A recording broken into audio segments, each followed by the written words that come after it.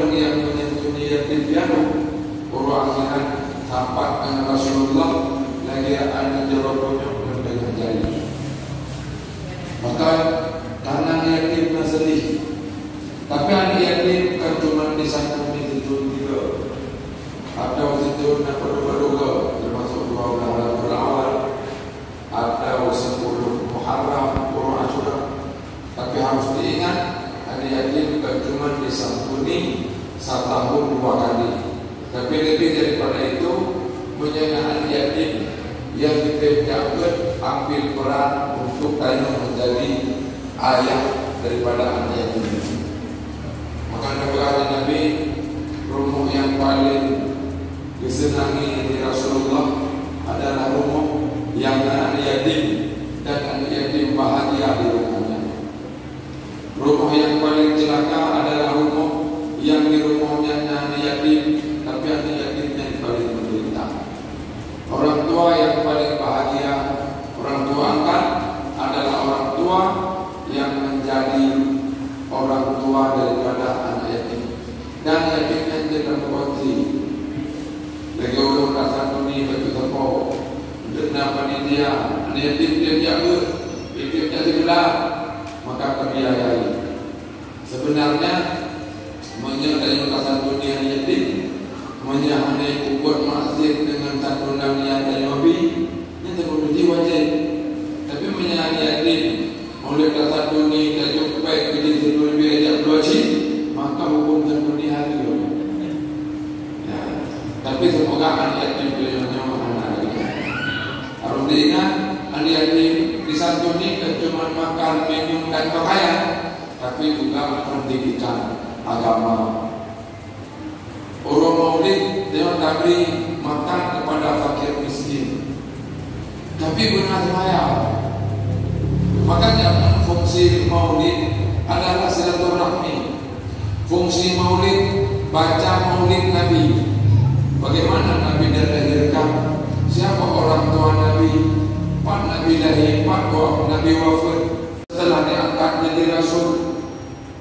Nyatakan cerita maulid Nabi, cerita kelahiran Nabi.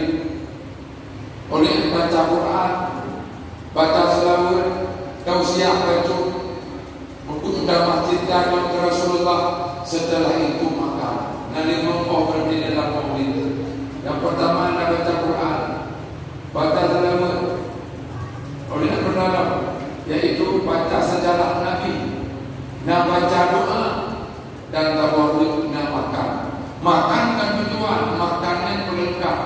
Yang tujuan benar membangkitkan kecintaan Nabi kepada Nabi Muhammad sallallahu alaihi wasallam. Maka berbanyak selalu. Apalagi bulan Maulid, Pak Ketua di Aceh yang merayakan sampai Sudoro.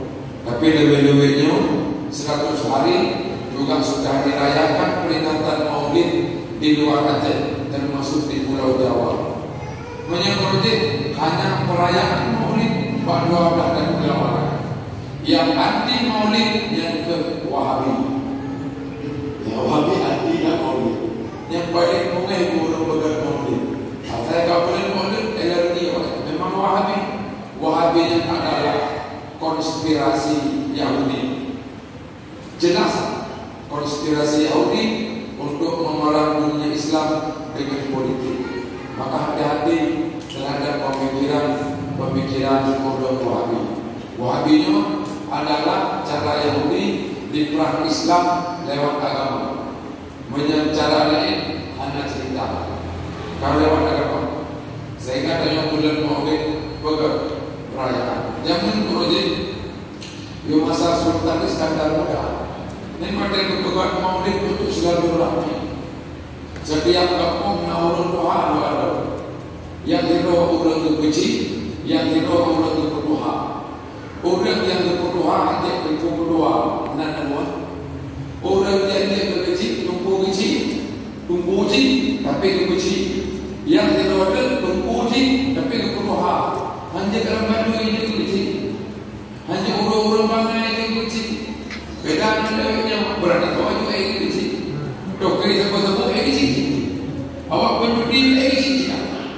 Padahal tak boleh harus pegang ke tungkunya menyedauku atau tungkunya diberi gelar oleh masyarakat Aceh ke orang yang berilmu agama. Karenanya di pemulia kedua tungku kemudian dipuji oleh Yahanam Duri karena ada hormatnya kerja tungku bisa ke bukan padut buka tungku